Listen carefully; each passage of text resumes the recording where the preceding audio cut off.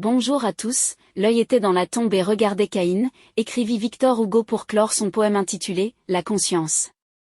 L'œil qui voit tout a inspiré d'autres penseurs tels que George Orwell avec son livre 1984, Philip K. Dick pour son roman de science-fiction L'œil dans le ciel, et Arthur C. Clarke et Stanley Kubrick avec le capteur optique du supercalculateur de 2001, l'Odyssée de l'espace. L'œil qui voit tout semble refléter notre vie à tous, de plus en plus soumise à une surveillance omniprésente orchestrée par des responsables politiques français et étrangers que nous décrirons sobrement comme des individus malaisants. Le mot « panoptique » est étymologiquement issu du mot grec ancien « panopte », signifiant « qui voit tout ».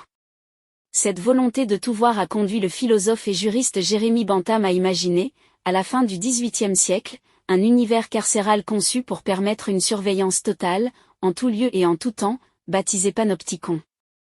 Examinons ce concept en 6 points. Premier point, l'époque entourant la naissance du concept du panopticon.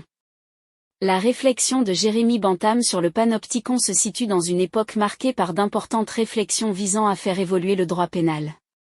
Cesare Beccaria, avec son ouvrage Des délits et des peines, propose une rupture significative avec les pratiques et règles jusqu'alors applicables, en préconisant des mesures axées sur la prévention et l'établissement d'une proportionnalité entre la peine et l'infraction commise.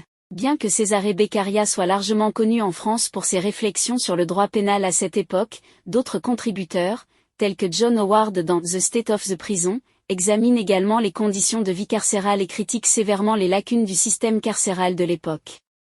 À la même période, Jonas Hanway prône l'isolement carcéral des individus dans son ouvrage Solitude in Imprisonment, estimant que l'isolement peut favoriser la réhabilitation des délinquants en les préservant de mauvaises influences et en encourageant la réflexion personnelle.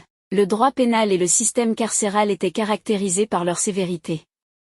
Concernant les systèmes de surveillance, ils reposaient généralement sur une présence physique constante des surveillants, étaient coûteux et ne permettaient pas une surveillance optimale. Bentham s'est attelé à concevoir un système de surveillance efficient, capable de dissuader le comportement déviant et de maintenir l'ordre sans recourir à une coercition constante.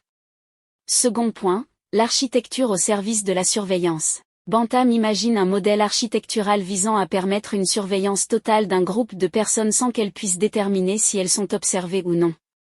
L'idée centrale du panoptique repose sur la conception d'une structure circulaire où un observateur central, situé dans une tour centrale, peut voir tous les individus dans des cellules disposées en cercle autour de la tour. Il n'existe pas d'angle mort, ce qui assure une visibilité totale. Les cellules ont des fenêtres donnant sur l'extérieur, mais la tour centrale est conçue de manière à ce que les individus dans les cellules ne puissent pas voir l'observateur. Cela crée un sentiment permanent de surveillance, car les personnes dans les cellules ne savent pas quand elles sont observées, incitant ainsi à l'autodiscipline. Ce mécanisme engendre une forme de contrôle mental, où les individus modèlent leurs actions selon les attentes de l'autorité, même en son absence physique. L'idée sous-jacente était que la menace perpétuelle d'être observé inciterait les détenus à adopter un comportement conforme aux règles de la prison. La tour centrale, placée en position élevée, est l'épicentre du pouvoir de surveillance. De là, un seul gardien ou observateur peut voir simultanément toutes les cellules sans être vu en retour. Cette asymétrie de la visibilité confère à l'autorité un contrôle absolu, induisant un sentiment de vigilance omniprésente chez les détenus ou les surveillés. La disposition des cellules en cercle renforce cette dynamique, créant un effet de panoptique. Bentham estimait que le panopticon pouvait également atteindre d'autres objectifs, permettant de surveiller un grand nombre de personnes avec un nombre réduit de gardiens. Ainsi, les gardiens étant moins nombreux, les coûts d'exploitation de la prison, notamment les salaires des gardiens, seraient moins importants que pour une prison traditionnelle. Troisième point, l'édification des prisons panoptiques. Bentham décéda en 1832 sans avoir la satisfaction, dit-on souvent, de voir son projet de prison panoptique aboutir avec succès. On avance que le pénitencier de Pittsburgh aux États-Unis, qui a débuté son activité en 1826 pour cesser celle-ci 7 ans plus tard, s'en approchait. L'échec de l'exploitation de ce pénitencier serait lié à des coûts trop importants et à une mauvaise viabilité.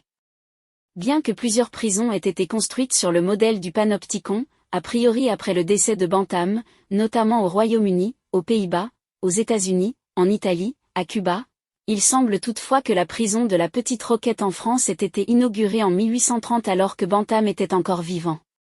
Cette prison était toutefois de forme hexagonale, avec les fenêtres des cellules orientées vers le poste central de surveillance plutôt que les portes. De même, on peut noter que la maison ronde en Australie a été édifiée en 1830 et 1831, soit avant la mort de Bantam. Il existe donc des panopticons qui ont été construits du vivant de Bantam, même s'il n'a pas été en mesure de les voir. 4e point, les critiques et controverses relatives aux panopticons. L'application du panoptique dans les prisons n'a pas été exempte de critiques et de controverses. Certains ont souligné que le système pouvait favoriser les abus de pouvoir, les gardiens utilisant la surveillance constante pour exercer un contrôle excessif. De plus, des critiques ont remis en question l'efficacité réelle du panoptique, notant que la promesse d'une autorégulation par la surveillance permanente n'était pas toujours vérifiable. 5e point, influence sur la pensée et la société. L'influence du panoptique va bien au-delà de son application initiale dans les prisons. Au-delà des prisons, le concept du panoptique s'est étendu à d'autres domaines de la société. Les écoles, les usines, les hôpitaux et d'autres institutions ont adopté des structures et des pratiques inspirées du modèle panoptique. La notion de surveillance constante s'est infiltrée dans divers aspects de la vie quotidienne, que ce soit par des systèmes de notation ou d'autres moyens. Le panoptique a laissé une empreinte significative sur la pensée philosophique et a été au cœur de débats sur le pouvoir, la discipline et la nature du contrôle social. Le philosophe Michel Foucault, dans son ouvrage Surveiller et punir, paru en 1975, explore les implications du panoptique sur la société et la formation du pouvoir. Il utilise le panoptique comme une métaphore pour décrire la société disciplinaire, où le pouvoir est internalisé et la surveillance devient omniprésente. 6e point, la pertinence du panoptique dans le monde moderne. Le concept du panoptique est toujours d'actualité, mais il a dépassé le stade architectural pour passer à un stade plus global, car désormais la surveillance est véritablement partout où les moyens technologiques peuvent s'appliquer. À l'ère numérique, où les données personnelles sont collectées massivement, les parallèles avec le modèle panoptique deviennent plus évidents. Les technologies de surveillance numérique, telles que la collecte de données en ligne et la géolocalisation, soulèvent des questions cruciales sur la protection de la vie privée et le respect des libertés individuelles. Si le panoptique se concentre sur une surveillance physique, les technologies modernes se tournent vers la surveillance numérique, exploitant des algorithmes sophistiqués pour analyser des masses de données, y compris physiques, via des technologies telles que les caméras de surveillance et la reconnaissance faciale.